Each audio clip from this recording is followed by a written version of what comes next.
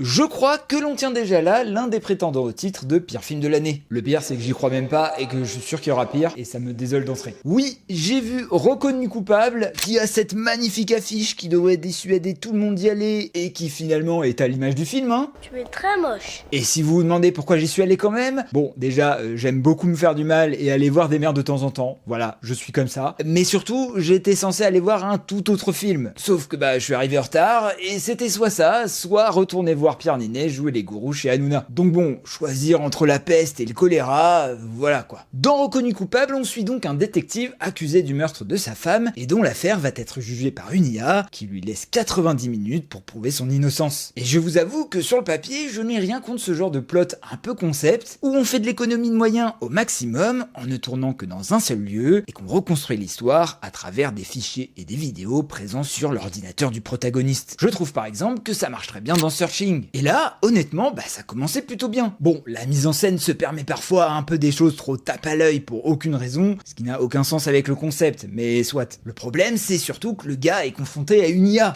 qui est d'ailleurs incarnée par Rebecca Ferguson, et je peux vous dire que c'est ça le crime du film. Vraiment, prendre une actrice aussi talentueuse pour ne rien lui faire jouer, ça c'est criminel. Mais bref, une IA donc, qui est censée tout voir et tout savoir, parce que c'est une IA de malade du turfu qui se prend pour le juge et le bourreau directement, mais qui pourtant n'est pas capable de développer un raisonnement digne d'un enfant de 10 ans. Vraiment, je vous assure, il ne faut pas avoir fait Harvard pour comprendre qui est le méchant dans les 10 premières minutes. Par contre, j'avoue qu'il faut peut-être avoir fait Harvard pour comprendre le plan du méchant, qui n'a absolument aucun sens, ou alors c'est juste que son plan est complètement stupide, autant que le film. Personnellement, je vote pour la deuxième option. Bref, vous l'aurez compris, passez votre chemin. À la limite, un dimanche soir pluvieux, sous un petit plaid et sur une plateforme de streaming, ça passe. Oh, tiens, comme par hasard, le film est produit par Amazon Prime, mais vous infligez pas ça au cinéma. Non, vraiment, gardez votre argent.